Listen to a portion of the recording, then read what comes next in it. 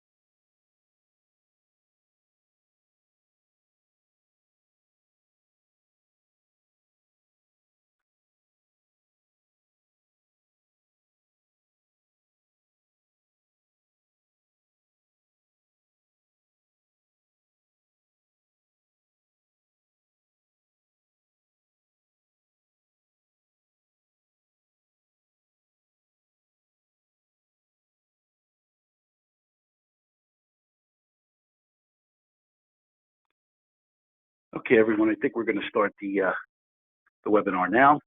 I'd like to, first of all, welcome everybody. Good morning, good afternoon, depending on where you are. I'd like to kick off the webinar today called The Reality and Fantasy of 5G. I appreciate everyone who took the time to sign up and dial in. And so we're going to get started now. Just some notes, housekeeping notes before we actually start the webinar. If you have a question, please go to the GoToWebinar control panel and ask your question through that. We will do what we can to answer questions during the webinar. If we don't get to them, we will try at the Q&A session at the end. And if we have time at the end for all the questions, we will answer them. If not, we will get back to people who ask them. We have your email address, and so we will get back to you with answers if you'd like. We are recording today, and we'll publish a link to this recording within a few days. It takes a little while for us to turn it around, but it will be published, and you'll be able to download it within a few days. Today's slides will be mailed to everyone who is signed up for the webinar. If you'd like more information about this topic, you're welcome to go to either connectedremag.com/5G, or you can visit teleworldsolutions.com. Either of those will work. And so now what I'd like to do is introduce all the folks that are on the panel today. I'm Rich Berliner. I'm the moderator. I'm the publisher of Connected Real Estate Magazine. Today with us we have Bhupinder Mann from Teleworld Solutions. He is the Senior Vice President of Engineering and Operations. And Scott Robertson, also from Teleworld Solutions, the Vice President of Engineering. And we have Darlene Braunschweig, who is a thought leader and an industry expert, and in my way of thinking, the sort of the encyclopedia of our business. So without further ado, what I'd like to do is go over what we're going to do today from an agenda standpoint. We'll do a quick introduction. Then we're going to talk about what is 5G and why is it a hot topic right now. 5G in building technologies, how you get there from the commercial real estate standpoint, and 5G use cases, and then some questions and answers at the end. What we're going to make sure that we do today is answer these points, these 5 points. Is 5G just souped up 4G LTE? What do I need to know about the technology itself? What are the particulars in getting 5G installed inside commercial buildings? How will 5G be used in the future? And what are the most likely use cases? So without further ado, what I'd like to do is introduce Bhupinder Mann and ask the kickoff question here. Bhupinder, is 5G just really souped up 4G? So thank you, Richard. So I would say you can take it both ways. 5G is kind of souped up version of 4G as well, but at the same time, 5G is very different than 4G. As you have up on the slide right now, from a souped up version perspective, we can say it's enhanced performance compared to what we see on 4G. But the applications and the kind of usage we will be able to derive through 5G is going to be quite different than 4G, and some of the technologies and some of the applications which are available on 4G today, uh, they will be easily supported by 5G, but 5G will take you beyond the applications of the future, uh, which we'll talk, through these rest of the slides. It's going to help us enable them. So performance perspective, it'll be able to carry about 1,000 times more data than what today 4G is able to do. It'll be anywhere up to 100 times faster in terms of data speeds, which you see on your 4G networks today. And I have third item, which is called latency, one-fifth of the latency. It'll be much faster from a communication perspective. When a signal takes time to be sent from point A to point B, it'll be reduced latency. This is very key from the things which we'll see in the future, like connected cars, self-driving cars, robotic surgeries, and stuff like that. And then it's also going to enable to connect 100 times more devices in the network. And these devices are not only going to be your traditional cellular phones, but these are the devices which we'll see from a massive IoT perspective, where a lot of machine-to-machine type communications will come into play. And then from application perspective, right now, as you guys see on your handsets with 4G, you can only watch probably a high definition video on your phones or on your tablets, about 1080p high definition videos. But 5G is going to enable us to watch more rich content from a 4K, and then the new standards being developed in the video industry are 8K. And as we know, about 70% of the future traffic, which is expected to be generated by the wireless networks or data networks, is primarily going to be video experience. It is also going to enable the augmented reality and the virtual reality. We go to different shops these days. If you go to a Microsoft store, they're always demoing with Oculus put on you. You can put on your eyes and you can have an interactive session. You can play a game pretty much immersed into that real experience rather than using a remote control and watching it on TV. So AR, VR is going to generate a lot more applications just beyond one basic example which I gave. And in addition to that, self-driving cars. I expect my granddaughters probably not to be even, they may not even have to learn driving the cars at all. They may be driving around in these self-driving cars. So 5G is going to help enable these futuristic applications. And yes, again, at the same time, Internet of Things, massive amount of data search will be required due to large amount, billions and billions of these devices being connected to the internet.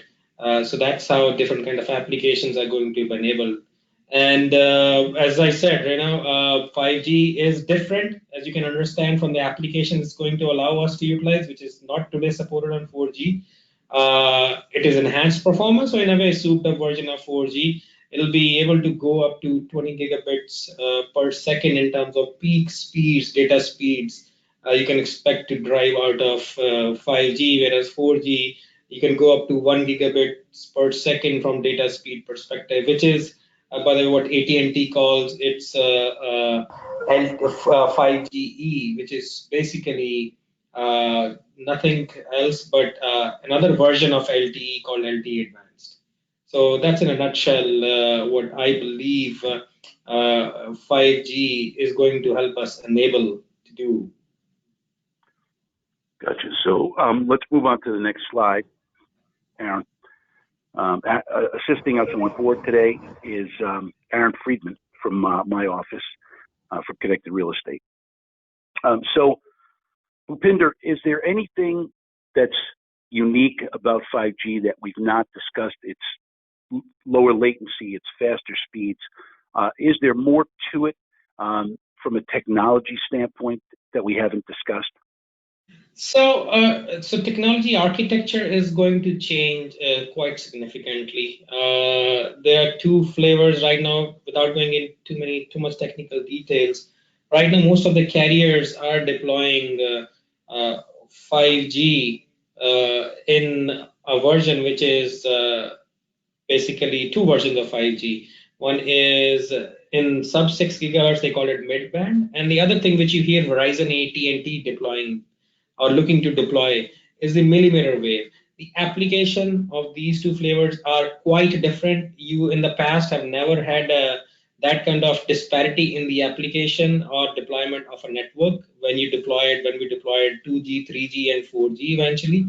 So there's a lot of variations and differences will come into play. And then on the other hand, you will start hearing a lot of words like edge computing and all that, all those different aspects related to 5G, because the network has to be tiered down in a different way when the 5G will be deployed in the near future. Initially, it'll work in tandem with 4G, but eventually it will be a network by itself. So that network is going to look quite different than what we'll see in the next year or so. Gotcha. Okay, so let's move on to the next slide and to Darlene Braunschweig. Darlene, I guess the area that I would look at your greatest expertise would be in how will 5G impact commercial office buildings? We have a lot of commercial real estate folks on the phone with us today. How will this impact them? Yeah, the expectation and what we're seeing from commercial office buildings today and where 4G has gone and what 5G is anticipated to do is to really support the additional bandwidth requirements for the amount of data transport that's being required within facilities that tenants are absolutely demanding, and provide the lower latency that it supports those capabilities. So we anticipate the building management systems being able to support far smarter buildings overall, and so allow smart grid technology, reduced utility fees, making those overall buildings more green, so to speak, but also being able to transmit higher overall definition capabilities around surveillance cameras, seamless autonomous, vehicle traffic and smart grids overall from an outdoor to indoor perspective, as well as facial recognition technology, and in an effort to just overall promote a far better, more economical tenant user experience and building automation capability. Gotcha. So how would I know if my building is 5G ready? What factors do I need to understand, and what do I need to think about in considering whether my building is 5G ready? Right, and very good question, Rich, because what we're seeing right now is there's a plethora of buildings that have been deployed with a variety of different cellular infrastructure capabilities that may be single carrier or maybe one or two carriers, but may not necessarily have, they may have coverage, but not the overall capacity requirements that we think we're going to start continuing to see based on the added data requirements that tenants are demanding in the industry. So what we suggest is working with a reputable network engineering organization to really complete a site survey analysis, right? So whether it's an engineering company that specializes in RF capabilities or an integrator that has those RF capabilities, my suggestion would be to work with them to complete an analysis to really understand what the fiber optics existing that are available in the building, what's available today, what may be needed for the future, as well as the existing cellular infrastructure. What is supported today how can that system be retrofit or upgraded in order to support the 5G technology requirements. Again, coming back to providing the best possible tenant experience, which I think we're seeing more and more demand in the marketplace for. Gotcha. So we upgraded the networks before 3G to 4G and 4G to sort of, the faster versions of 4G some of the carriers are touting. But will my building be able to be retrofitted just with some simple pieces of equipment, new radios for the 5G network, and all the rest of the existing architecture stays? Or is there more to it than that in this case? Yeah, it depends on when the cellular system inside the facility was initially deployed and which DAS OEM system you have. In many cases, it can be upgraded if you have the fiber backbone already in existence, where you can add capabilities onto that existing network to support the 5G technology. In some cases, in a lot of the older systems, it would need to be completely upgraded in some cases, or even additional carrier capability added if there's only, an existing single carrier today versus multiple carrier capabilities. So those are all the things that you have to take into consideration. And, from my experience working with an RF network engineering company or capability from an integrator perspective, really is best positioned to help you work through what is either been completed by looking at your as-built and doing a site survey walk, or what is required within the facility, whether it's added fiber infrastructure or capabilities added on top of an existing system to continue to enhance that. And they all work very closely with the DAS OEMs to provide those capabilities, and work with them to factor in the most economical approach in supporting those capabilities. And working with a fine firm like Teleworld Solutions. Absolutely. Is what you're suggesting. Yep. Great, good. So from one more piece of this that I'd like to ask. So specific to commercial real estate, why do I need it? What's it going to do in the commercial real estate space? I understand that we'll have better high definition security cameras so that we're not seeing grainy images now and things like that. But are there sort of real commercial real estate reasons why this is important and will be important for me down the road to make sure I've got 5G capability? Yeah, I think the biggest requirement that we're seeing in the marketplace today is the demand for capacity and coverage is probably at an all-time high by tenants. So it's not necessarily the case where it's a nice to have. It's becoming absolutely mandatory by tenants in venues. So that's one. As 5G is deployed in the markets, that demand continues to increase because the data requirements are of such a magnitude that not having it within a facility will no longer be acceptable, I think is one. I think the other is, as the continued sort of smart building approach and building management automation capabilities continue to enhance, I think the ROI around how, for instance, electricity and the use of electricity inside a building, and how, depending on the size of your building, you can decrease some of those utility costs by making a smart building, taking a smart building approach, I think is one ROI that we're going to see start to prove itself out pretty quickly, as well as just the amount of security in many buildings and the technology that is being deployed around facial recognition, as well as some of the robotics that can be easily used utilizing these networks moving forward, and using robotics to support capabilities inside a facility that historically have taken far greater manpower efforts. Gotcha. So the slide we have up, was there anything else you wanted to discuss from this slide that's up right now?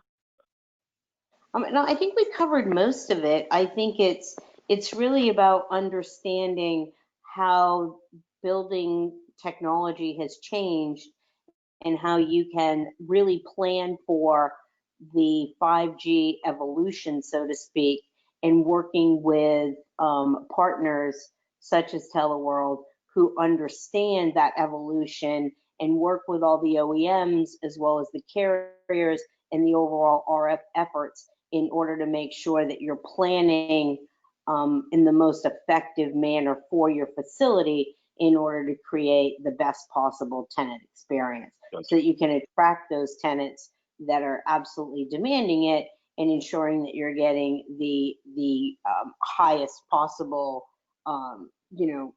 cost per square foot for your facility through your tenant obligations. And return on your investment. Absolutely. Gotcha. Good, thank you. A perfect lead into our next presenter, Scott Robertson from Teleworld. Scott, let's talk through the use cases. What's this really going to do for me in my building, for my tenants, in my life? What does 5G really hold for the future? Sure, yeah. Thanks, Rich.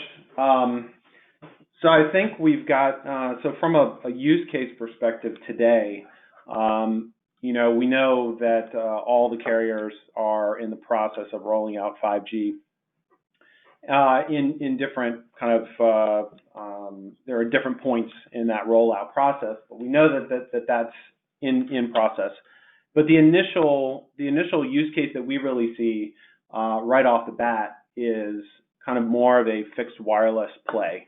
And so what we'll see is, and what we're seeing already is that fixed wireless application where it's really kind of like a last mile replacement, where you can, get your IP connectivity from, over the air versus a hardwired connection and still see comparable speeds.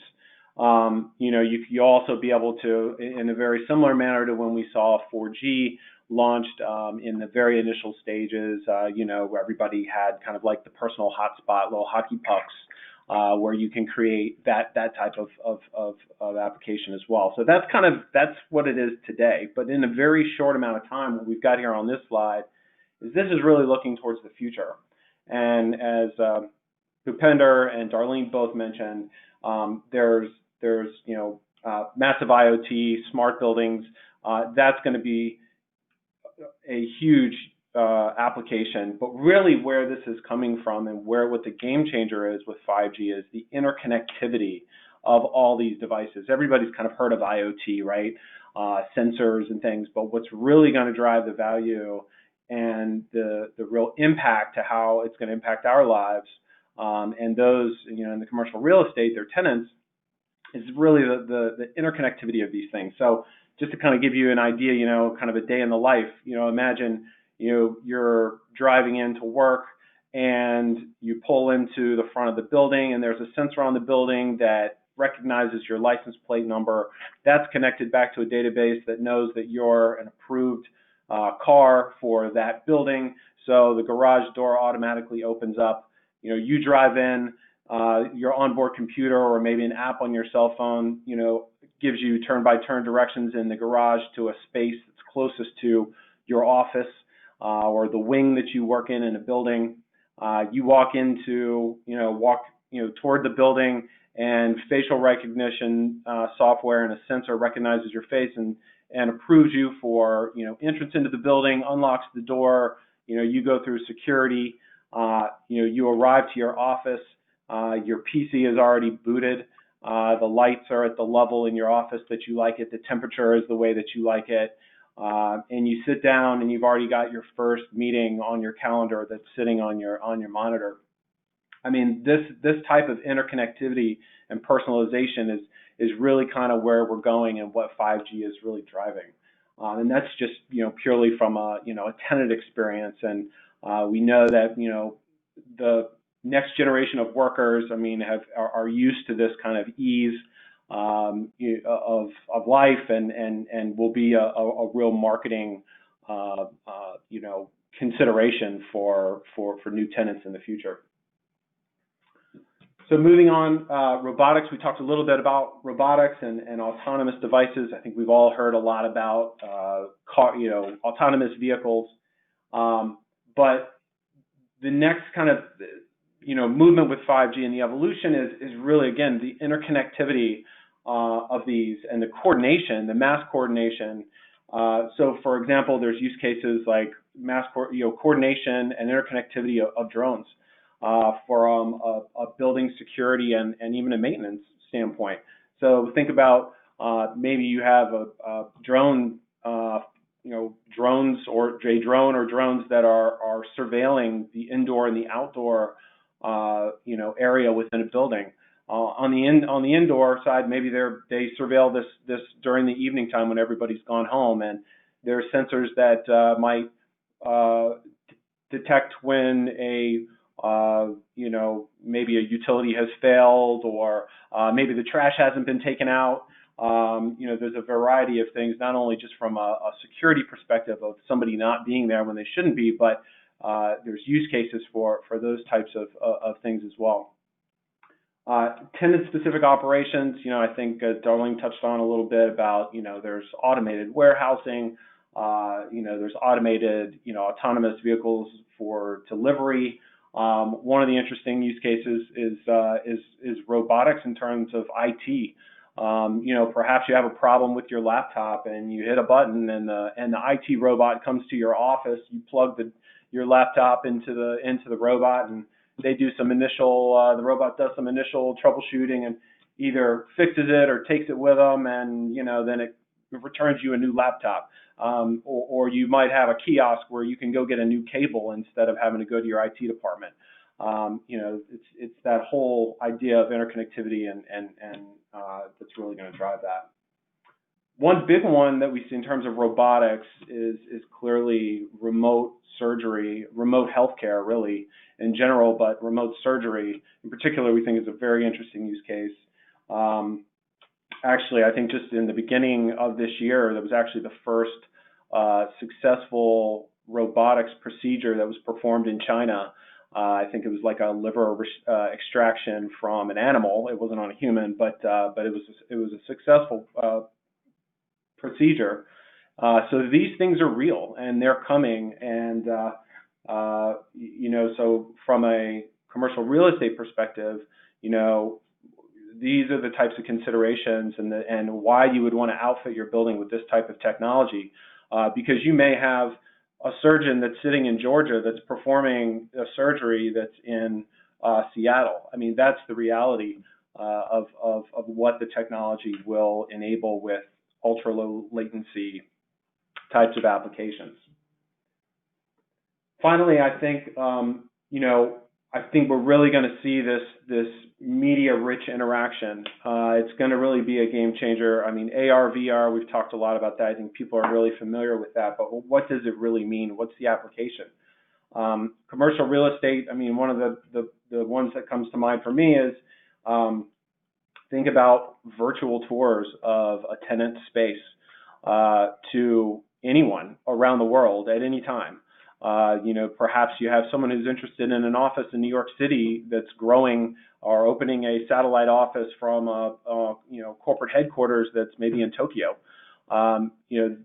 Virtual reality and 5G, will allow this really rich, immersive capability for 360-degree tours of tenant spaces. I mean, somebody could walk the space and look out the window and see the New York skyline.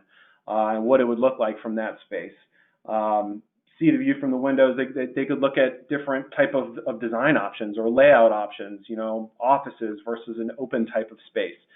Whether they wanted a green office or whether they want a white office. I mean, these are all immersive, rich media options and use cases that will be enabled by 5G. just at Mobile World Congress last month, I think Verizon was demoing kind of the next generation of communication, and they actually were demoing holographic imaging. This is another one we think is really interesting. And imagine having a holographic conference call where you're sharing 3D imaging of something, whether it's a design of a new jet engine, or maybe it's a more healthcare type application where you're reviewing some 3D image of someone's broken foot. Again, the low latency, super high speeds that 5G are going to bring will really bring these use cases and allow for these to come to light. And why building owners will want to outfit their buildings with this technology to be able to have success in selling those tenant spaces, marketing them, and providing an ROI. One last thing we think is really interesting is virtual interactions and entertainment. There's a good chance that we're not going to have to go to a football stadium to actually watch the football team play. You can sit on your couch, or maybe you sit in the stadium seats, but you can, you put on your AR, VR glasses, and you can watch your favorite player from a camera on his helmet. It's really going to open up a lot of really new use cases and interesting types of way that we interact with the world and from an entertainment perspective. One of the things that we going back to healthcare was, I think Rich, you had mentioned this when we were talking the other day, and I thought it was really interesting. But for patients that are end of life that maybe never had a chance to see the Grand Canyon or go to Rome and see the Colosseum, AR VR is going to allow that type of experience, which really changes things from a human standpoint. So the list goes on and on. We could go on and talk, and I think there'll be so many more applications, use cases we don't even know what they'll be. But those are just a couple to give you an idea about where we see things going and how Good. That can benefit the industry. Thanks, Scott. Good. And I want to go back to now Bhupinder, and I want to talk a little bit about technology. That was a great layout of sort of what this will mean. But Bhupinder, I guess the question is, 5G seems to be a technology that's different for different carriers. It's in different frequencies. It can be used in different kinds of situations. Can you talk us through maybe this next slide and help us understand what the carriers are doing and how they're going to be working with this in what sort of frequencies? Let's make sure that we understand exactly what these folks are going to be doing. Yeah, sure, Rich. So as you can see, if everybody can focus on the right half of the slide, which says a 5G market segment, primarily the way we see, there are 3 flavors. Out of that, 4 flavors are well known: Sprint and T-Mobile, Verizon, AT&T. The 4 MNOs, network operators, have already started their 5G initiatives, and they already started deploying the markets. Comcast and Charter, that's our thought process. That's which route they will go. So primarily, if you look at that, there are 2 flavors: licensed and unlicensed / shared network. So basically, license is basically using the spectrum which they currently own or they will buy in the future to support the 5G millimeter wave network. Verizon, AT&T are deploying their 5G networks in a space called millimeter wave. It's about 24 to 28 gigahertz frequency. It's outside of the usual our cellular network range where our today's cellular networks are deployed at. Whereas on the Sprint end, they have enough spectrum available with them that they can carve out a good chunk of that to deploy a 5G network, which will support very high throughputs. And similarly, T-Mobile is using a part of their spectrum. Now, I believe all these 4 operators in the future will look to deploy the millimeter wave option as well, which is, as I have highlighted in blue, is the ultra high capacity. So 5G, as I mentioned in the beginning, it will have two flavors. One is very high capacity compared to what we see on 4G, but then there's another aspect which will have ultra high capacity beyond what the high capacity 5G will ever be able to support.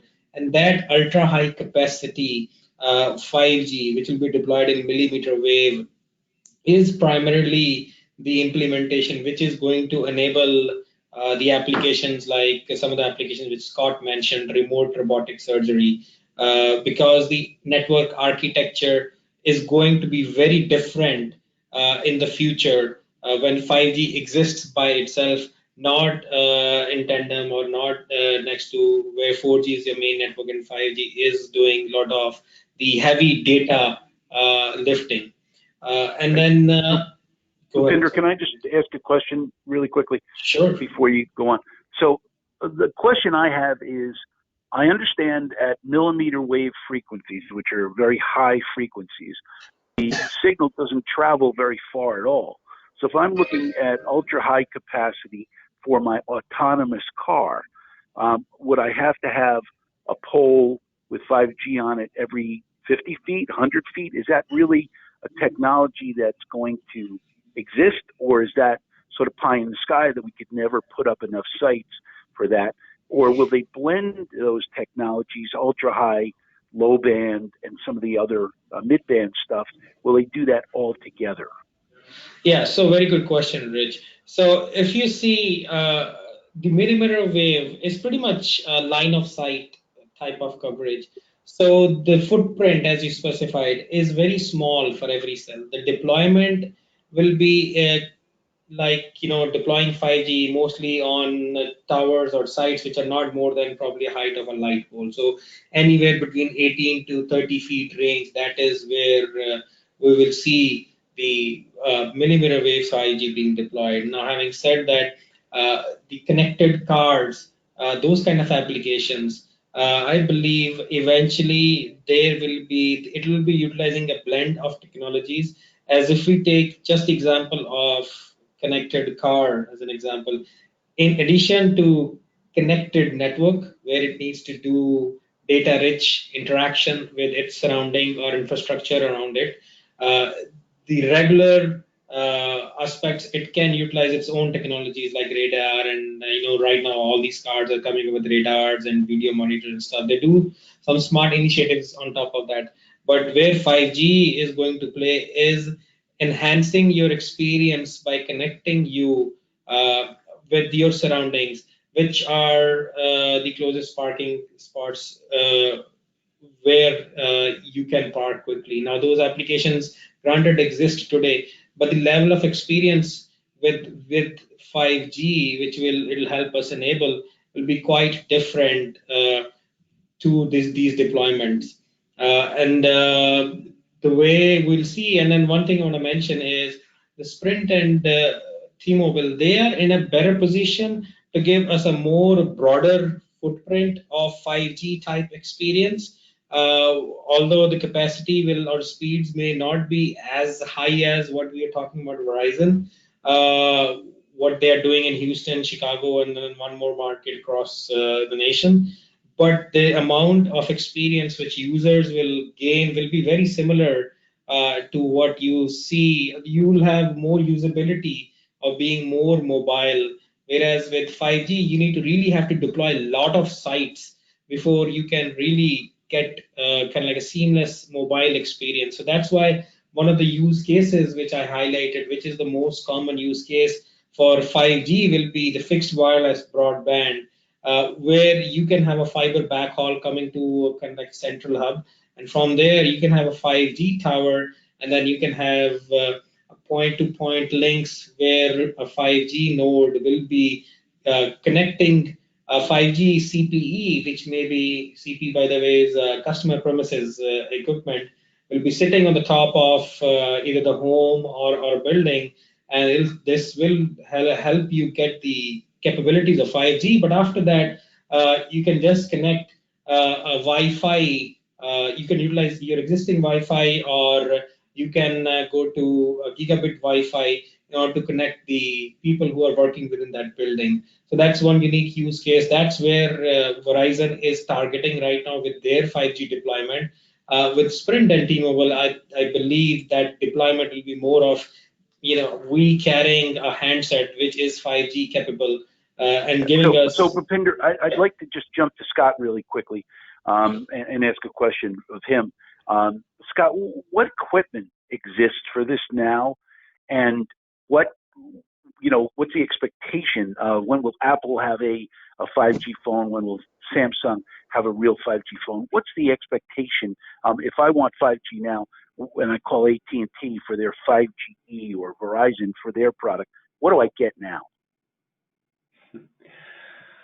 So there's not really any devices that are out there that support 5G. Let's just say that there is, and probably most of us have read about this 5GE from AT&T.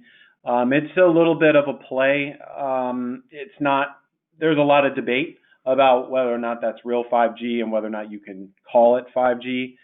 But simply put, they're really right now, as I was saying before, really there are the only real 5G use case out there is a fixed wireless deployment. That you basically get like a receiver that you put in your window, and you can have this kind of last mile replacement, or an alternative to a cable connection for broadband. Everything that I've been reading, I mean, when Apple's going to come out with it, I mean, who knows, right? It's Apple. But what I'd say is everything that I've been reading, it sounds like, it's going to be, we should expect to see 5G phones coming out probably towards the end of this year, if not sooner. I believe Sprint has already committed to having 10 markets built this year. I imagine a 5G capable phone is not far away. Gotcha. And so, Darlene, if I could loop back with you for a second, what equipment exists for my building at this point? If there's no handsets and there's very little equipment that could be in a consumer's hands, what exists for my building? Yeah, I think the key right now is getting prepared for the requirements to become 5G enabled, right? Because of the data demands and all the different applications that discussed on this call. It's more about 5G enablement of the overall capabilities that are being demanded and will be available to support the 5G enabled system. Gotcha. So I can't buy a 5G radio today, correct? Correct. So what I need to do is I need to prepare myself for that period of time. So, it's interesting that everyone is talking about 5G, and we've got some dynamite questions that I'd like to throw out there for everybody. And, you can figure out who'd like to take what question. First one is somebody wrote in and said, this is not a question, it's a comment. I think that real estate has a very good opportunity to be an important player in the new infrastructure of 5G networks. Real estate controls a great deal of the enterprise. Real estate control gives the enterprise more control over wireless infrastructure, shared spectrum, and unlicensed spectrum than other aspects of the networks. So if what this person's saying, I think, is if 80% of the calls are initiated indoors, then it's a really interesting aspect of this that commercial real estate folks are going to be the leaders in this area of making sure that there's 5G coverage in their buildings. So that was a comment from someone. The first question. Go ahead. I'm sorry. I just want to add some bit. So whoever stated that's very true. The example use case which I have right now, even over here. Imagine if you utilize the shared spectrum as an example, the CBRS, which FCC is going to open up, and I think the use case with CBRS and C-band, these spectrums will be very key and will enable a lot of deployments in the 5G space in the private LTE section, or kind of like network as a service solutions as well. As a matter of fact, we at Teleword Solutions, and I published that actually a couple of weeks back, we are already developing a solution which we believe can help a lot of the commercial real estate folks as well. And it can also enable connecting the rural America from a 5G perspective, providing a network as a service where we'll provide the services from perspective managing the network, but eventually giving the same carrier level services. The network will be owned by the commercial real estate, and they will be the front runners at this, and carriers will have to come to them because the demand is coming from inside the buildings. And in order to ensure that carriers are able to connect their users back, give them the 5G experience, they have to rely a lot on commercial real estate. So that's a very well valid use case. And then business case have to be evaluated in order to support this kind of deployment in the future. So let me get another question in here. I think that's a good sort of comment on the comment. But the next question was, holographic imaging, for example, needs high bandwidth, low latency connection, not 5G. Fiber to a building and Wi-Fi could accomplish the same thing, can it not? So Scott, why don't you take that one and talk about that one a little bit? That's an interesting question. Can we do? Yeah. Can we do what 5G, the promise of 5G, with a fiber and Wi-Fi? Fiber and Wi-Fi. I don't know if I'd go as far to say Wi-Fi, but fiber. If you have a fiber connection, then absolutely. I think the benefit of 5G obviously is that it's wired and you're not stuck in one place. So right. Whether you have to move equipment around, whatever the case may be, you're not stuck in one particular place. Right. So if you wanted to take, go ahead. Sorry. Go ahead. I was going to say, if you wanted to do a AR/VR situation on a fiber, you'd be linked to, you'd be connected to something with a wire. If you wanted to try to do that over Wi-Fi, neither the latency or the speeds would work on Wi-Fi. But if you're going to use a fiber and then bring it to a 5G connection, then you'd be able to take that AR/VR and walk around with it and not be tethered to a wire. Am I correct? Correct. Now, I mean, we know there's other technologies. Wi-Fi is also evolving. So I mean, I can't really speak to what Wi-Fi will be in the future, but today, yes, what your statement's correct, and we think, based on what we've seen with 5G, we still think it's a better technology for that type of mission critical type of application. Yeah, just want to add one more comment on this, is the latency which is targeted in 5G is not what you will be able to achieve with Wi-Fi. Absolutely. Even Wi-Fi AX, which is the new flavor. And Darlene, so there's another question here that I think is perfect for you. It's the questioner said 5G seems to be for dense population or densely populated areas. What will be the effect on less dense areas? Will 5G be seen in rural areas anytime soon, or is this going to be sort of a big city technology? Well, I think that as it relates to the building, it's back to, I think, one of the comments that was made earlier, if you're utilizing CBRS to enable 5G in a facility for a private sort of network experience that supports facial recognition or other building technology, I think that is an absolute use case that will be available based on it doesn't matter if 5G has been deployed necessarily in the macro, as long as you're utilizing sort of CBRS to enable that 5G technology. So it's really dependent, I think, more on how it's being used within the commercial venue and the ability to enable high latency requirements, or, I've got cases where it's being used in a number, or planning to be used in a number of very rural casinos because it's been approved by the Gaming Commission. And so we expect to see those type of applications being deployed, whether it's in a dense environment or rural, but more around a secure, capable solution within a facility. Gotcha. So, sorry, Rich, a question just came in that I think would go well with what Darlene just answered. What impact will 5G have on the REIT business model? That's a great question. Well, I think that it is going to enable the business model.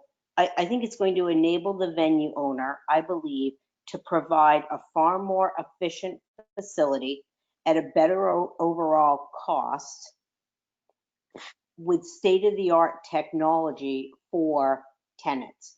And so the ROI metrics, I think, and I think people are still trying to figure out exactly what those are going to be. If you think about it based on just the amount of data, it's kind of interesting because the amount of data continues to increase month over month from facilities, particularly when they have the coverage and the capacity, particularly around cellular. So you will be able to attract tenants, I believe, who will pay a higher cost per square foot for commercial building space, and assuming that those buildings are sort of smart buildings and you're utilizing technology to decrease the overall cost of running and managing that building, I think the real estate owner will end up with a far better overall tenant experience, but cost basis as well.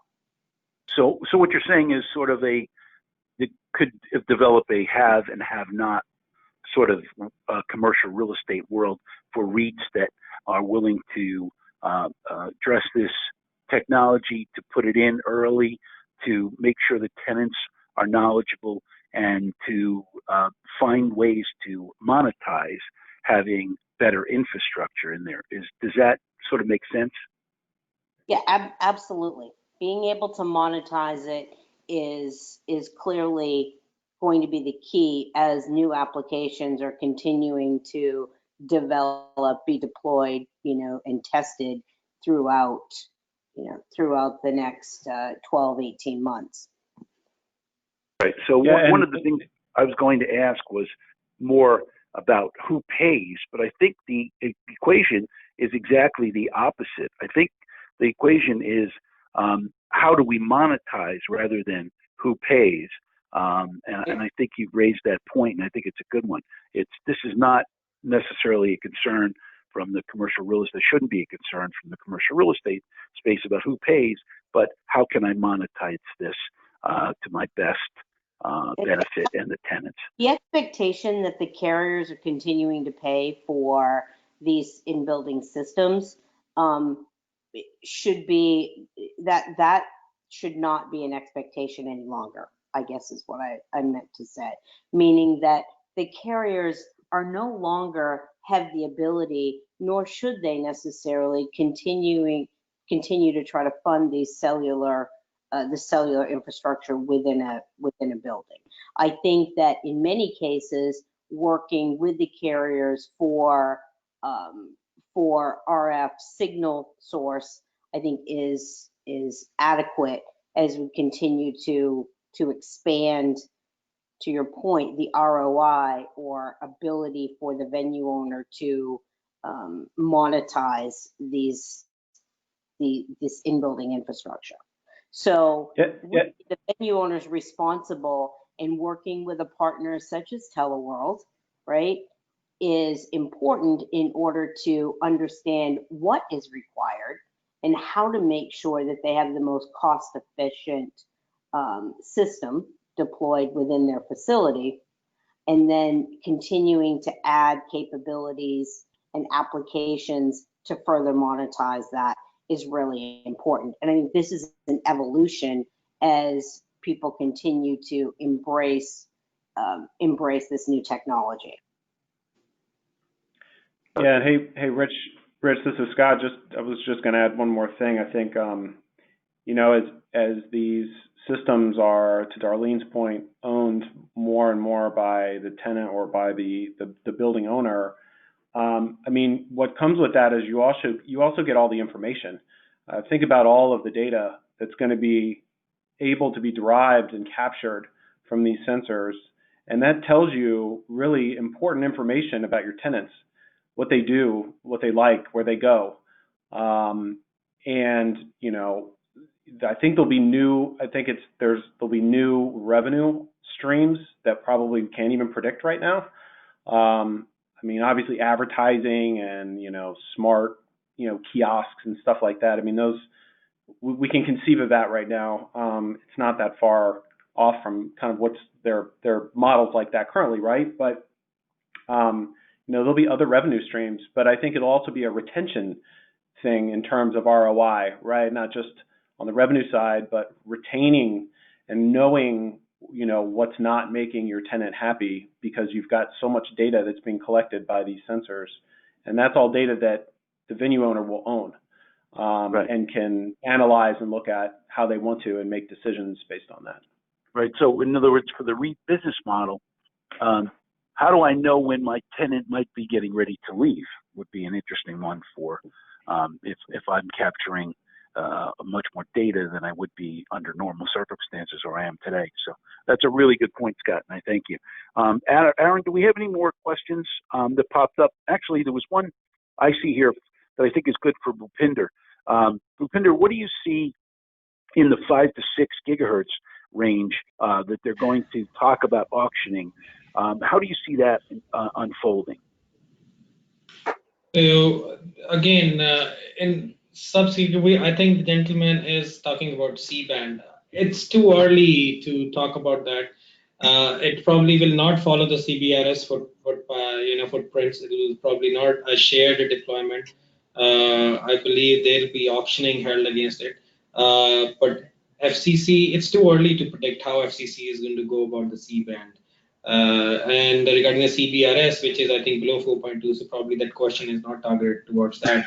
So rule sets are almost done. I think you'll have general access GA licenses and priority access list, which is going to give 70 megahertz on PAL and about 80 on the GA. And that'll be a different deployment. That may be used both for 5G and 4G, but C-band particularly may be more tailored towards 5G kind of deployments as well.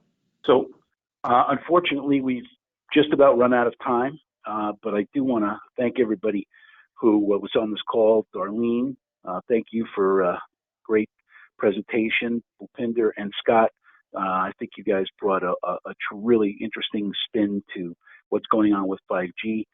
And thank you to Teleworld for participating in this.